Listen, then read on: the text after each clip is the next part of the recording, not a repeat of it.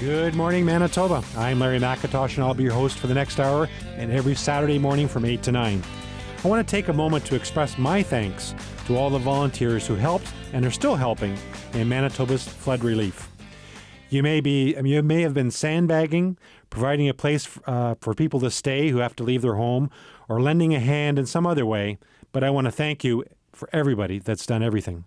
Our thoughts are with all those who had to leave their homes, and we hope you're safe with your family and friends wherever you may be in Manitoba. My guest this morning is Troy Davis, president of the Dufresne Group. Good morning, Troy. Good morning. How you doing? I'm doing well. So Dufresne Group, I know Dufresne Furniture. I know what is group? Is that? Yeah, the Dufresne Group is so it's what most people do know is what you said is the Dufresne, the face of the stores, the Dufresne stores. The group itself is actually much bigger than what most people would appreciate. So we do run our Dufresne bannered stores. We're also the licensees in Manitoba, Saskatchewan, and Alberta for the Ashley Furniture Home Stores. Oh, okay. And in addition to that, we have a group we call the Dufresne Retail Solutions Group. And right now that would be north of 115 independent retailers. And we act as sort of a buy group, provide them retail solutions. So those are coast to coast. So that's a part of the team as well. And we also have some operations now south of the border as well. So Really? yeah. So the company itself started in Kenora, did I read? That is correct, in Kenora. How long ago was that? We're in our 28th year right now. And our founder, Doug Dufresne, and his wife Eva, so they would have been the founders of the operation back in Kenora, and came into Winnipeg in 1993 was the move from Kenora into Winnipeg. And I think most of our listeners would know Doug Dufresne from the various ads and the radio and that, so they would recognize who started the company along with his wife. You know, I think so. Doug, for those of you that have had a chance to interact with him, he leaves a lasting impression. He's just a man who's full of passion. And I know those ads, people still talk about them, where they had him showing up in people's homes and things, but very iconic. And so he's still involved loosely with the business as well. And right now he spends most of his time out in Kenora. Enjoying life, and it's just beautiful out there, isn't it? So there's Dufresne, there's Ashley, and then there's the wholesale. Is that what you were saying, wholesale? It's called the Dufresne Retail Solutions Group. Retail Solutions, and okay. A lot of people think that as a buying group, but we're more than that from our perspective because we provide retail solutions. So we help the independent retailers with their advertising, with how to run their business more effectively, and provide them solutions for how to run the retail operation. So let's talk about Dufresne to start with, the furniture stores. How many of them are there? Well, right now we have 11. So Okay. we have 3 franchises within the 11 store count. So 2 of them in Ottawa, and we just opened a brand new concept store just last month, which we're very excited about. And we also have a franchise out in Thunder Bay. And we're in 2 stores in Winnipeg. We're in Brandon. We're in Selkirk. We're in Portage La Prairie. We're in Swan River. We have Dryden and Kenora, and then the 3 franchises I mentioned. So Manitoba, Ontario, and those are the 2 provinces you're operating in. Correct. So it's a jump from Thunder Bay to Ottawa. It is, and it's interesting. Now, those are franchise models, Okay. and really, if I look at, I referenced that we have a retail solutions group. So we have stores that we work with coast to coast, and sometimes some opportunities present themselves where maybe the local owner of that business no longer wants to, continue or doesn't have a succession plan in place, and sometimes there's an opportunity, and we had some opportunities to get into the Ottawa market and Thunder Bay through that process, and to take over the operation and to put some Dufresne stores out there. Now, in the next, in one of the upcoming segments, we're going to talk about your background because I find that fascinating. But let's talk about the stores for a bit. So you got the stores in Ontario and Manitoba, as I talked about. Started in Kenora, which I didn't realize till I did research. I always thought it was started in Winnipeg. So that's because Doug is so well known. He is. And then the Ashley stores. What were you saying about that? Well, so we're licensees for Ashley stores. So we operate stores in Alberta, Saskatchewan, and Manitoba, and it's a licensee model. So Ashley Corporate is in the United States, and we operate the home stores here. So 2 in Winnipeg and 1 in Brandon in Manitoba. We have stores in Calgary, in Edmonton, Lethbridge, Medicine Hat, Red Deer, Saskatoon, and Regina. Wow. So we're all over central and western Canada. So aren't you competing with yourself? That's a great question. We like to think there's lots of room in the marketplace. So to a certain extent we are, but it's a large market, and we would both we target some different segments of the population as well. So there's room for everyone to play. But wouldn't there be some overlapping stuff as well? Of course there is. Of course there is, and that's always a challenge. But yeah, it's a lot of friendly competition within the operation. How does that sound? And the Retail Solutions Group, where you're dealing with how many retailers? 100 and... Well, the count, we keep adding members. We've been the fastest growing buying group in Canada since 2006. So I think our count right now is about 115, could be 116 because we tend to add them fairly quickly, but call it 115 members right now. And again, I'll go back to the fact that you're helping these retailers, but at the same time, would they not be in some markets that you're already in? They would be. For the most part, we're pretty respectful on that front, and we have a pretty good strategy in place to try to protect that. So we get a little bit of crossover in some areas, but for the most part, we actually do try to keep those pretty separate. Now, I should probably ask you off the air because I don't know the answer to this question, but didn't you do a lot of work with the Northwest Company? We still do. Still do, okay. And no, it was an excellent question. And no, the right question. It would have been bad if you said no. We do. We've been the supplier of the Northwest Operations Furniture category. We're on 12, 13 years with them. So it's been a long-standing relationship and a great relationship, and very proud of that. We'll be right back with Troy Davis, president of the Dufresne Group, after we take this break for your 680 CJOB weather update.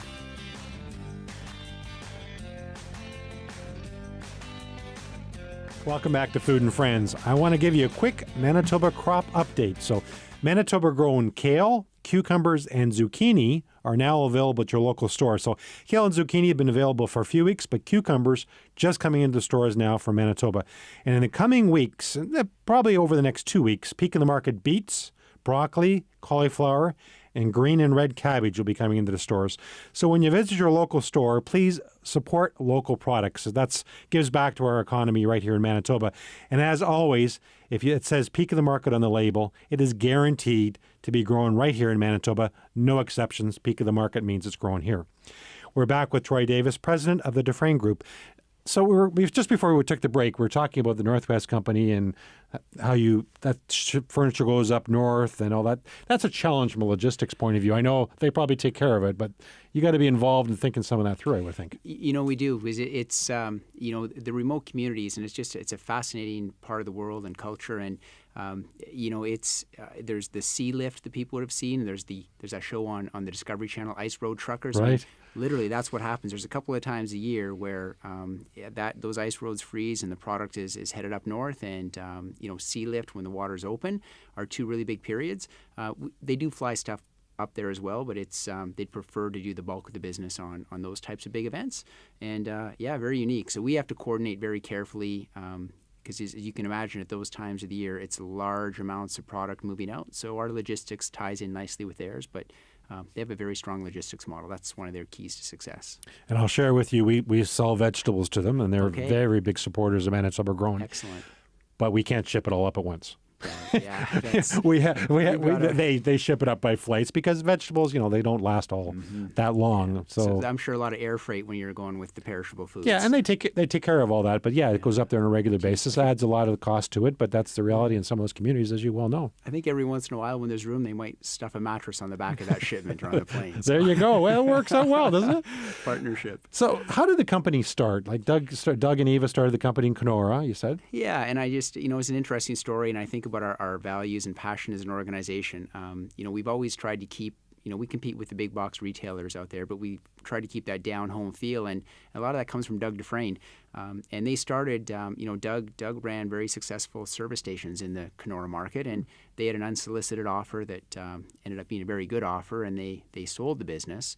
And, Doug's a guy that likes to keep busy, and, as the story goes, Eva was bothering her sons, Mark and Sean and Mike, saying, "You guys got to find something for Dad to do because he's driving me crazy right now," and because he's just a guy that's always on the go. So Mark was going through university, and he did a business plan and looked at opportunities in Kenora. Eaton's had just left the market, and there was an opportunity for furniture. So that's how they got into the business. They identified it and started selling mattresses, and as the joke goes again within the organization, it took them, a year running the mattress store in town before they expanded to realize that a twin mattress wasn't for two people. Like it's just, but it's just a wonderful story, and that's kind of how they stumbled into it at the time. I mean, it was choreographed, but from there, it's just continued to grow. And it's a very competitive business. There seems to be a lot of people in it, whether that's the other furniture retailers or the big box stores or whatever, I'm sure, right? Yeah, and even in my background, I've worked with some of the big national players, and I have to laugh as well because when I think about the organization and I just love the culture and the history and a family-run business and very professional. To your point, there's a story that when they made the decision to leave Kenora and come into the city of Winnipeg, the word on the street from the competitors and some of the other people out there were, geez, the country bumpkins, they're never going to make it.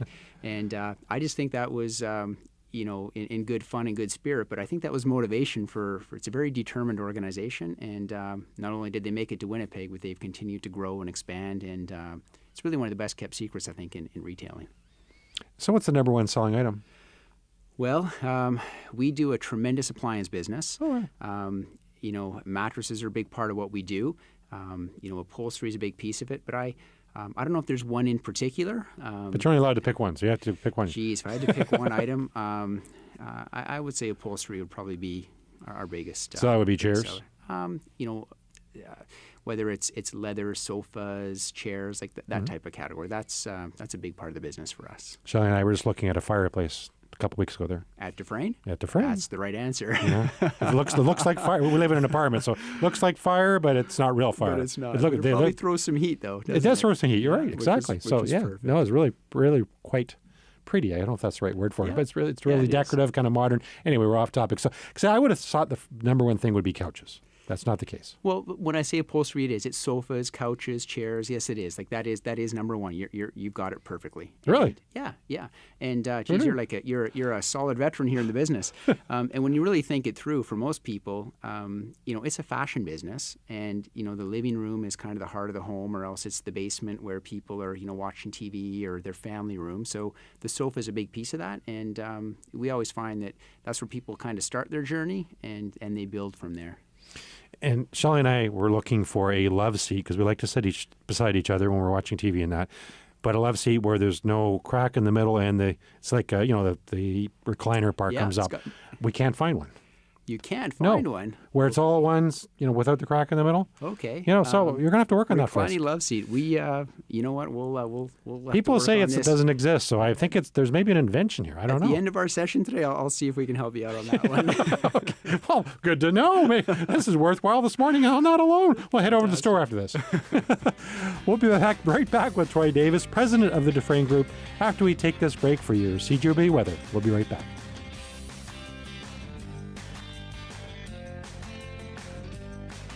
Welcome back to Food and Friends. It's time for our recipe segment called Now We're Cooking. You don't need to write this recipe down, as it's today's recipe of the day at peakmarket.com and in the Winnipeg Sun. Today's recipe is corn soup. Corn soup. I'm going to like this recipe because I can pronounce it. Corn soup. Great. Here's what you need for the recipe. 2 tablespoons of olive oil, 6 onions sliced, 6 corn on the cob, kernels cut away, and Manitoba corn will be available around August 8th, but you can still do it with other corn, but it's better to wait for Manitoba.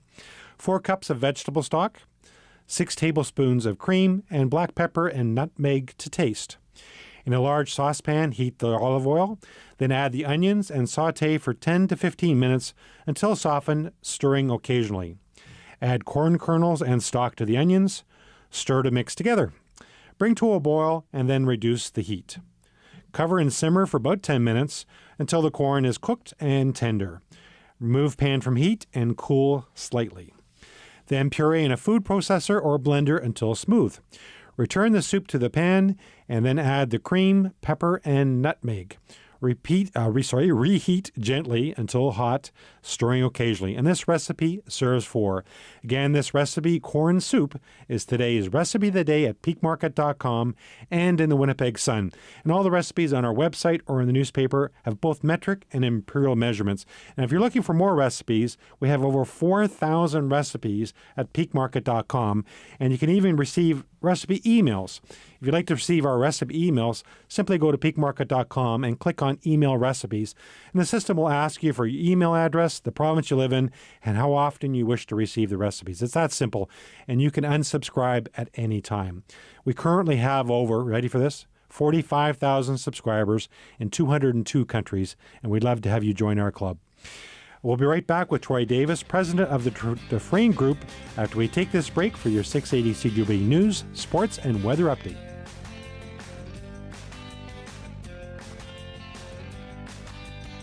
Welcome back to Food and Friends. Please follow us on Twitter at Peak of the Market for recipes and Manitoba veggie crop updates. We have over 100,000 Twitter followers from all over the world, and we'd love to have you follow us too. Again, we're at Peak of the Market, or my Twitter account is at Larry McIntosh. We're back with Troy Davis, president of the Dufresne Group. Now, Troy, let's talk a little bit about you. Sure. I was reading a little bit on your bio, and you have a fascinating background. So let's start. Where were you born? Well, actually born in Regina, and wasn't there long Are you enough. a Rough Rider fan? You know what? They say everyone. I was only there for 2 months, so from there actually moved to Winnipeg, and spent 4 years in Winnipeg, and off to Montreal. And by the time I was 6, Ottawa is where my parents set down their roots, and that's pretty much where I grew up. I'd call Ottawa home from that. So you were there for most of your growing up time. Yeah, so primary school, secondary school, and high school. So beautiful Ottawa city. It's a really nice spot. I like it a lot. Still have some family there. It's a beautiful spot. Rideau Canal, absolutely beautiful. Parliament. Winters are great. Cottage country. I mean, there's great cottage country here in Manitoba, out into out in the Kenora area and all over Manitoba. But beautiful spots out in Ottawa as well. And Ottawa is one of our favorite cities in Canada. I mean, we have a lot of favorite cities in Canada, but it's just a beautiful place. Love walking there through the summer and watching people. And it's a great spot. Going to a hockey game is a bit of a haul. I remember that in the wintertime. That's a bit of a haul out to the ice rink there. It's funny how that works. So I've lived in, we moved while I was in Ottawa. So I grew up in Gloucester, which is on the east end of the city. And towards the end of my time in Ottawa, we were out in Canada, which is not too far from where the rink is. But at the time, it just grown so much. That rink was really in the middle of nowhere. The city's expanded, but it's still way out there. So I interrupt you. Sorry, you're raised in Ottawa. What happened after that? Well, I had an interesting. I ended up going overseas. I completed an international MBA program, and I had some options to perform an internship. And the way the program worked, I had quite a few choices of where to go. And I literally selected at the start of the program, 3 countries of which I felt I knew the least about. Okay. Istanbul, Turkey, the city of Istanbul in Turkey was one of the choices. And I had that ranked number 1 on my list, and the internship panned out. And a 3 to 4 month internship ended up becoming a start of a career, and I spent 8 years over there. Wow. Yeah. I was in Istanbul once, and I found it as a fascinating city. I was on a tour, so I wasn't, wandering the streets or anything, but did you like living there? Phenomenal. Yeah. I like to call it, again, one of the best kept secrets out there. There's very few people that, I was very fortunate. I had the chance to spend a lot of time traveling while I was there, professionally and personally. And I have to say that most people that came to visit, they had really great things to say. And it's a wonderful spot to go and see. The food is great. The culture is great. The people are fantastic. It's very safe. It's a wonderful time in my life. So I also understand you played hockey. Yes, I did. So tell us a little about that. Well, I played competitively growing up. I was good enough at the time. I had scholarships lined up to schools in the United States, and unfortunately, I had a very bad car accident when I was 18, and that kind of prevented me from playing competitively for a couple of years. Sort of gave me a little bit of a U-turn on the direction I was taking. So I continued with my studies. As I mentioned, I ended up in Istanbul, Turkey, and lo and behold, they have a hockey league out there. And so I spent some time. I played. It's considered professional hockey, but it's not the greatest quality. So I played in that league out there, and I actually, for 2 years, coached the Turkish national hockey team. So it was quite the national hockey team. Yes, quite the yeah. Wow. So they'd play countries like Israel, Australia, New Zealand, Iceland, Greece. So not what you would call hockey hotbeds, but it was certainly a great experience. Wow. So what brought you came back to Canada, obviously, at some point. Yeah, unfortunately, my father was having some health issues. I'd been gone for 8 years, had a very successful career overseas, working as an investment banker. Oh. And, my father, I made a decision to come back for personal reasons. He wasn't doing so well physically. And I was recently married. My wife is from Cyprus, so we came back to Canada. And that ended up being in Edmonton. My parents had moved from Ottawa to Edmonton while I was overseas. So Edmonton's where we planted our roots when I came back to Canada. You met your wife in Turkey, or? I met my wife in Turkey. We met. We actually worked in the same operation. It was an investment bank based out of Istanbul, and she is from Cyprus. So yeah, her family's all still there. Just wonderful culture. So now you're in Edmonton. Mm-hmm. And what happened then? Well, when I was in Edmonton, it was interesting because based on my background and the opportunities and where I grew up, a lot of what I was really looking for was out east in Canada. So I literally put some cover letters in to head offices in Edmonton looking for something so I could stay there and be close to my family. That's why I came back from overseas. And the brick was one of the operations. At the time, I wouldn't have had that, 3 months prior, I wouldn't have that on my list of targets necessarily.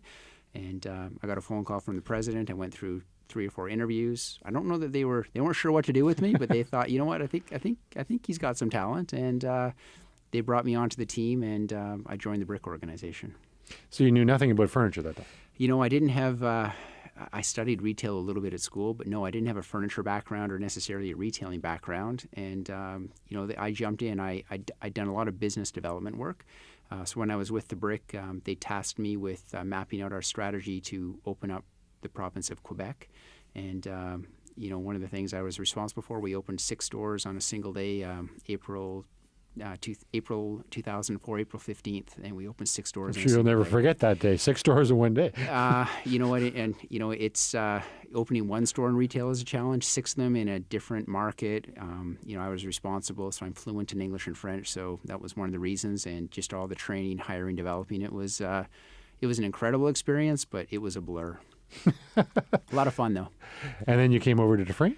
I had a great career with the brick, great organization. And, Mark Dufresne, for those of you that know him, he's just a very passionate individual and runs a great operation. I mean, the Dufresne Group is an incredible spot to be. And I often call it the best kept secret in furniture retailing in Canada. And he was really looking to continue to grow the operation. I'd met him in business dealings in the past, and he kind of kept knocking on the door, and I had a great opportunity and decided to leave the brick and come and join the Dufresne Group. I've never looked back, and it's just been a tremendous opportunity. So between you and me, no regrets? None whatsoever. I've always been professionally driven, but no, it's just a great operation. We'll be right back with Troy Davis, president of the Dufresne Group, after we take this break.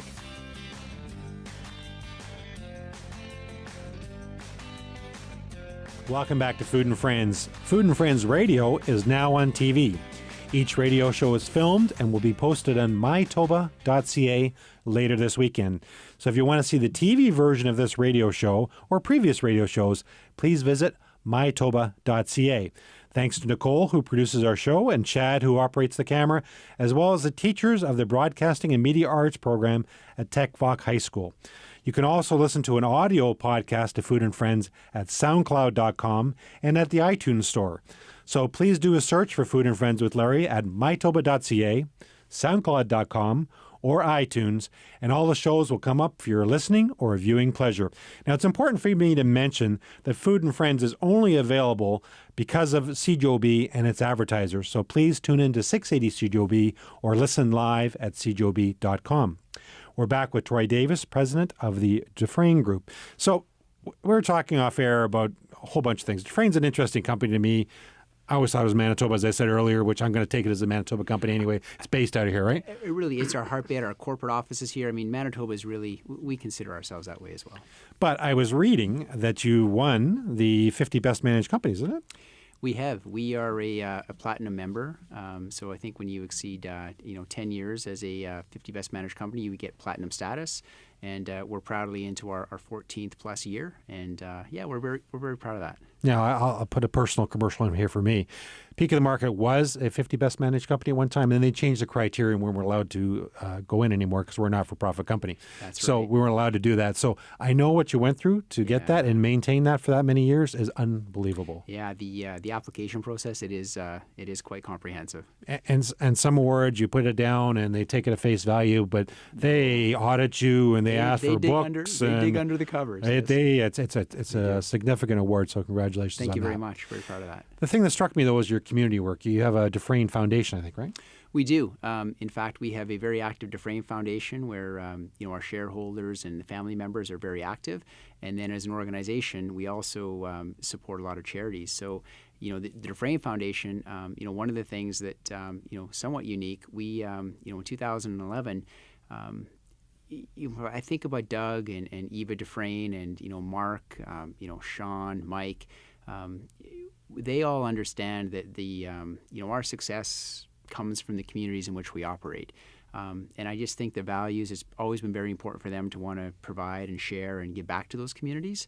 And to celebrate our 25th anniversary, we launched something called a $1 million charity challenge. Oh, yeah. And the foundation came up with $500,000, so $500,000. And it was quite unique. So what we did is we selected across Manitoba and Ontario, we selected charities. So we went after charities. And what we did is we selected them. We like to look at, things for children, families, mothers, like women. And we selected charities. And what we did is we provided anywhere from $5,000 to, I think, $30,000 grants or donations with a challenge for them to go and match the amount. So the foundation put in $500,000 with a challenge for them to come up and raise another $500,000, the $1 million charity challenge. And very proud to say that it was, a heartwarming experience. We ended up generating $1.16 million through the challenge. So they all stepped up, and it was great. We had an opportunity to have with each of those charities, different members of our organization. We would go and make the donations and meet with them, and just to see the smiles on their faces and the impact that you can have, and just to get them active and challenged as well. It was a wonderful experience for the team. I remember there was an advertising campaign, getting the word out on that, and that was an incredible idea. Yeah, it was lots of fun. So the foundation still exists and is ongoing? It is, and a lot of work is done in the foundation with with hospitals and schools, etc. And when I think about Dufresne itself, so that's the Dufresne Foundation, but now the organization, the Dufresne, like our Dufresne stores and our retail banner, Habitat for Humanity is something that we're very proud of and partners with. We've done a lot of work with Habitat. As an organization, the United Way, we do a lot of work with them as well. When I think about local things here, the Dufresne Children's Hospital Book Market, that's something that we're also very, very proud of. Last year alone, we would have set a record, and there would have been about $430,000 raised. So we're title sponsor. We're a spot where people can donate their books. There's sales 3 times a year. We volunteer and work through that. We help promote the event and do all of the work on that front. So it's a wonderful partnership and a great cause. And I would say, I was reading the website and been in the store recently, as we talked about in the last half hour. But every company talks about what they give out to the community, but you almost feel it. You almost feel the pride. And I don't know if that's maybe that's a bad way of putting it. I'm not sure. Well, we are it is very important to us. Like, to have a vibrant community, and again, I think it all comes back to the values and Doug and Eva and just how the organization has continued to grow. And if you were in the store and the Bombers, like we just had a really neat event with the Winnipeg Blue Bombers as well, working with Big Brothers and Big Sisters, and we had this crazy idea to find a charity to work with, and we identified 23 children that either didn't have a bed to sleep on or didn't have the right conditions, or maybe they were sharing a bed. And what we did is partnered up with the Bombers. They were crazy enough to accept the idea that we had, and what we did is we had a sleepover. So we had 23 children from Big Brothers and Big Sisters with the Bombers and ourselves. We did a sleepover at the new stadium. We had players, they didn't know what they were going to get into. They just knew it was a sleepover, but we had players coming to meet them and sign autographs. We had a room set up with all their beds on them. They had all kinds of jerseys and paraphernalia. The Bombers were great. They stepped up, and they got a chance to go down on the practice field and watch the practice the following morning. The night of the sleepover, we had the stadium to ourselves. We watched the movie Monsters vs. Aliens. So on the big screens in there, it was eating popcorn and watching the movies. And then to cap it all off, the following morning, the parents all came. We had a great big breakfast together. We got to watch the training camp and practice. And then we made the announcement. We each one of the children in the bed they slept on, we donated those to the family, gave them to the families, and we delivered them out. So it was just, again, it's not really so much a giant publicity thing by any means. It feels really good to be able to do that. And just to see their faces and the smiles of those children, it was just a really wonderful cause. We'll be right back with Troy Davis, president of the Dufresne Group, after we take this break for your cottage country weather.